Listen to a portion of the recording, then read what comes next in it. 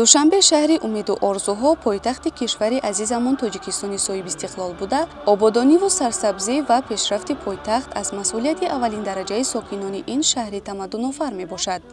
Бо мақсади таҷлили сазовори ҷашни рӯзи пойтахт, дар литсеи рақами 2 барои хонандагони болаёқати шаҳри Душанбе бо саҳми хонандагон ва роҳбарияти муассисаи давлатии таълимӣ ва иштироки васеъи омӯзгорон Иди гулу паррандагон доир гардид.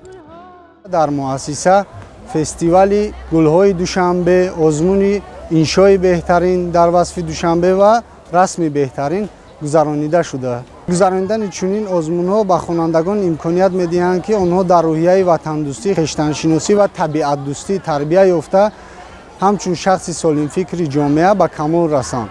аз ҷониби хонандагони муассиса чорабинии фарҳангии пешкаши ҳозирин гардид, ки хеле ҷолибу диданӣ буд. ҳамасола дар ҷумҳурии Тоҷикистон рӯзи пойтахт ҷашн гирифта мешавад ва маъмурияти литсеи мо низ тасмим гирифтанд, ки бахшида ба рӯзи пойтахт иди гулҳо ва иди паррандагонро баргузор намоянд. Душанбе ки шаҳри зебо, шаҳри гулҳост, ҳар як хонанда бояд баҳри гулгул шукуфоӣ, баҳри зебоии кишвари худ саҳми беандозаи худро гузорад. мақсад аз баргузор намудани чорабинии мазкур бедор намудани завқи зебоипарастии хонандагон ва ҷой намудани ҳисси миллӣ ватандорӣ, меҳандӯстӣ ва раҳму шавқат парваридан нисбат ба табиат мебошад. мавриди зикр аст, ки таҷлили иди гулу паррандагон барои равияи литсее, ки химия биологияро дар бар мегирад, бисёр муфид аст.